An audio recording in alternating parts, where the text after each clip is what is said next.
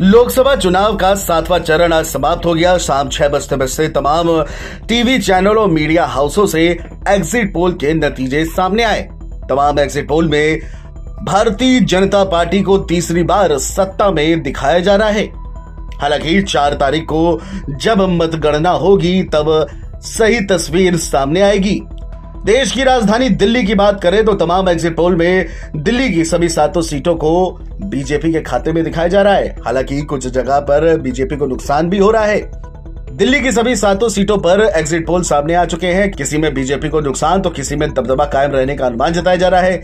जी महा exit poll के मुताबिक दिल्ली में बीजेपी अपना प्रदर्शन दोबारा दोहरा रही है, यानी 7 की 7 सीटें बीजेपी की झोली में जाने का अनुमान है। वहीं न्यूज 24 टुडे चाणक्य के एग्जिट पोल के मुताबिक दिल्ली में 6 से 7 सीटें बीजेपी के खाते में, जबकि 1 सीट कांग्रेस को मिलने का अनुमान है। टीवी 9 एग्जिट पोल में बीजेपी एक बार फिर कमाल करती हुई नजर आ रही है। उन्होंने दिल्ली की 7 सीट भाजपा की झोली में दिखाया है। रिपब्लिक टीवी के मैट्रिक्स एग्जिट पोल के मुताबिक दिल्ली में इस बार भाजपा को 2 सीटों का नुकसान होता नजर आ रहा है।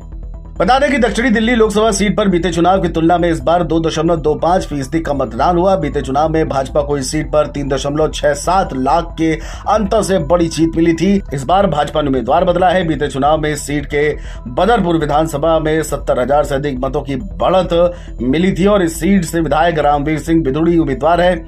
यहाँ पिछली बार की तरह ही मतदान हुआ है।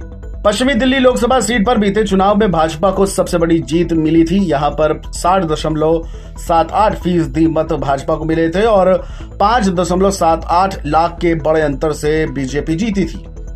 बता दें कि मटियाला विधानसभा में पार्टी को 1 लाख से अधिक मतों से बढ़त मिली थी। इस बार भी यहां बीते चुनाव की तरह ही मतदान हुआ है। वहीं सिख बहुल तिलक नगर क्षेत्र में इस बार लगभग 4% कम मतदान देखने को मिला है। बहरहाल देखना यह होगा क्या 4 तारीख को जब नतीजे सामने आएंगे तो तमाम एग्जिट पोल जो इशारा कर रहे हैं कि 7 की 7 सीटें दिल्ली में बीजेपी की तरफ जा सकती है, वो होगा या फिर बीजेपी को 2 सीटों का नुकसान इस बार दिल्ली से उठाना पड़ेगा। Video desk NDT online.